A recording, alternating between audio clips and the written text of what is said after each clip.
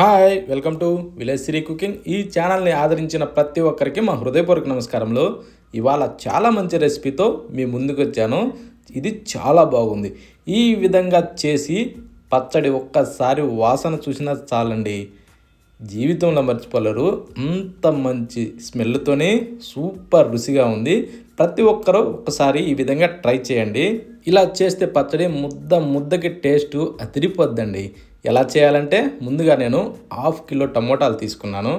అది ఎలా అంటే కొంచెం దోరకాయలు, మరి పొండి కాదు మరి పచ్చి కాదు, దోరకాయలు ఈ టైప్లో ఉండే వాటిని తీసుకోవాలి. అవి బాగా నీట్గా కడిగి తుడిసి రెడీ చేసి పెట్టుకొని, ఇప్పుడు పచ్చిమిరపకాయలు కూడా అవి కూడా ఒక 150 గ్రాముల దాకా తీసుకున్నాను. అవి బాగా తొడాలొలిచి నీట్గా కడిగి తొడాలొలిచి రెడీ చేసి పెట్టుకున్నా. ఇలా రెడీ చేసి పెట్టిన వాటిని ముందుగా టమోటాలని కట్ చేసుకుందాం. టమోటాని కట్ చేసుకునేటప్పుడు ఎప్పుడైనా సరే ఈ తొడిం భాగంలో ఉండే ఈ గడ్డని తీసేసుకోవాలండి. ఇది తీసేస్తే ఏంటంటే చాలా వరకు మన హెల్త్కి మంచిది. దీంతోనే ఎక్కువ శాతం స్టోన్స్ తయారవుతుంటాయి కిడ్నీలో. అందులో ఇది కూరలో కూడా మనం ఏ రెసిపీలు వేసినా, పచ్చట్లు వేసినా, కూరలు వేసినా దేంట్లో కూడా అది తొందరగా ఉడకదు. అందుకోసమనే దాన్ని ఖచ్చితంగా ప్రతి ఒక్కరు తీసేసుకోవడం చాలా వరకు మంచిది. ఇలా సన్నగా కట్ చేసుకోవాలండి. కట్ చేసిన వాటన్నింటిని తీసి ఒక ప్లేట్లోకి వేసుకుందాం. కానీ ఏంటంటే వీటికి పండు టమోటాల కంటే ఇలాంటి దూరగా ఉండే టమోటాలకు వచ్చిన రుచి పండు టమోటాలకి రాదండి. అందుకని ఈ టైప్లో ఉండే దోరకాయలు తీసుకోండి. ఈ విధంగా చేయండి, భలే రుచిగా ఉంటుంది. ఇప్పుడు వీటిని పక్కన పెట్టేసి స్టవ్ మీద ఒక కడాయి పెట్టుకుందాం. కడాయి పెట్టిన తర్వాత దాంట్లో ఒక గంటి నూనె పోసుకుందాం. నూనెని కొద్దిగా అలా వేడెక్కనిచ్చి పచ్చిమిరపకాయలని సేమ్ అదే విధంగా వేయకుండా ఇలా మధ్యలోకి ఇరిసి అందులో వేసుకుందాం. ఎప్పుడైనా సరే పచ్చిమిరపకాయలని నూనెలో వేసేటప్పుడు పూర్తిగా ఫుల్ కాయ మాత్రం వేయకండి. ఇలా మధ్యలోకి ఇరిసైనా వేసుకోవాలి, లేదా ఇలా కీట్లు పెట్టుకునైనా అందులో వేసుకోవాలి. ఇప్పుడు ఈ విధంగా వేస్తున్న వాటిని మనం ఇలా కలుపుతూ మంచి మెత్తగా అయ్యేదాకా వాడనివ్వాలండి. ఇది ఎలా అంటే ఈ టైపు మంచి కలర్ రావాలి. ఈ టైప్ కలర్ వచ్చేదాకా ఖచ్చితం వీటిని వాడనివ్వాలి. ఆ పచ్చిమిరపకాయలు ఆ విధంగా ఇరిసి వేస్తే వద్దంటే చిట్టా పట్ట అంటూ ఎగరకుండా ఈ టైప్లో సూపర్గా వాడతాయండి. ఓకేనా? ఈ టైప్ వచ్చిన తర్వాత తీసి మనం ఒక ప్లేట్లోకి వేసేసుకుందాం. ఇవన్నీ పూర్తిగా తీసి వేసినాక సేమ్ అదే బాండీలోనే మరికొద్దిగా నూనె వేసుకుందాం.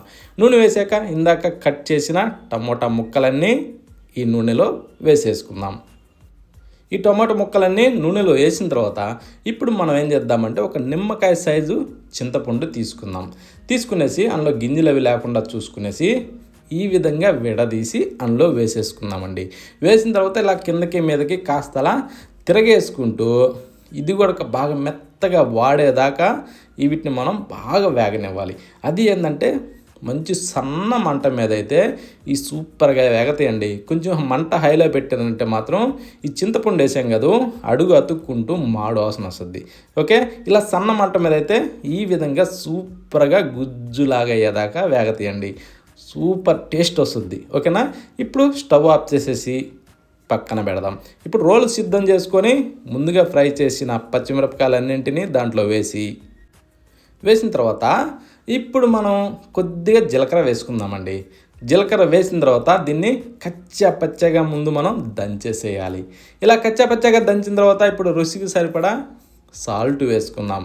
సాల్ట్ వేసుకున్న తర్వాత ఇప్పుడు వెల్లుల్లిపాయల్ని ఇలా విడదీసంలో వేసుకొని కొన్ని ఇలా మిక్స్ చేసి బాగా దంచేసేయాలి.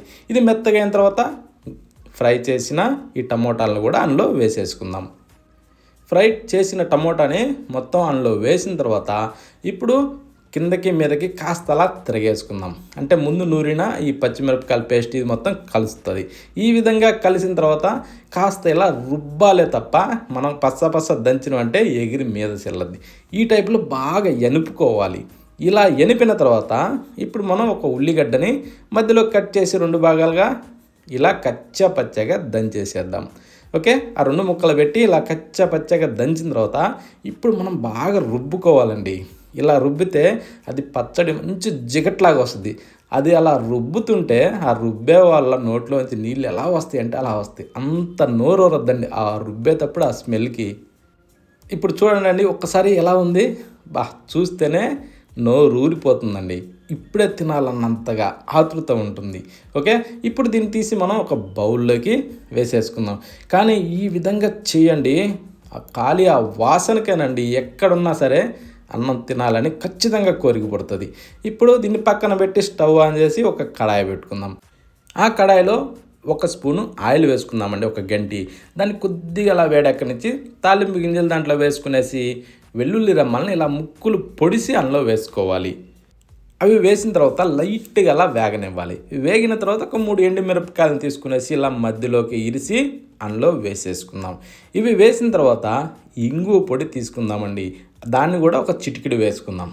ఇది పడితే ఆ రుచి, ఆ స్మెల్ చాలా అంటే చాలా బాగుంటుంది. ఇప్పుడు ఒక 4 రెమ్మల కరివేపాకును దూసి అందులో వేసుకుందాం. ఈ కరివేపాకు కూడా మంచి స్మెల్ వచ్చేది తీసుకోండి, బాగుంటుంది. ఇప్పుడు రోట్లో దంచిన పచ్చడిని దాంట్లో వేసేద్దాం. వేసిన తర్వాత ఇప్పుడు మనం ఏంటంటే స్టవ్ ఆఫ్ చేస్తే సరిపోద్దండి. ఇప్పుడు ఈ వేడి నూనెలోనే ఈ పచ్చడిని ఇలా బాగా కలుపుకోవాలి. స్టవ్ ఇంకా ఆపేసుకున్నా పర్వాలేదు, స్టవ్ ఇంకా ఆన్లో ఉండద్దు. ఇప్పుడు ఈ విధంగా మనం బాగా తిరగేసుకొని ఇంకా వేడి వేడి అన్నంలో కానీ దేంట్లోకైనా సరే చాలా అంటే చాలా బాగుంటుందండి. ఇంకా ఇడ్లీలో కూడా నెంబర్ 1గా ఉంటుంది. ఓకేనా, ట్రై చేయండి ఖచ్చితంగా, ఎవ్వరు కూడా మిస్ కావద్దు. మనం ఇంట్లో పప్పు చేసిన, సాంబార్ చేసిన, రసం చేసిన, ఏది చేసినా ఇది కొద్దిగా అలా పక్కన సైడ్గా వేసుకునేసి అలా మిక్స్ చేసుకొని తింటే ఆ రుచి ఏముందండి, చాలా అంటే చాలా బాగుంది. ప్రతి ఒక్కరు ఖచ్చితంగా ట్రై చేయండి. మళ్ళీ కలుద్దామా?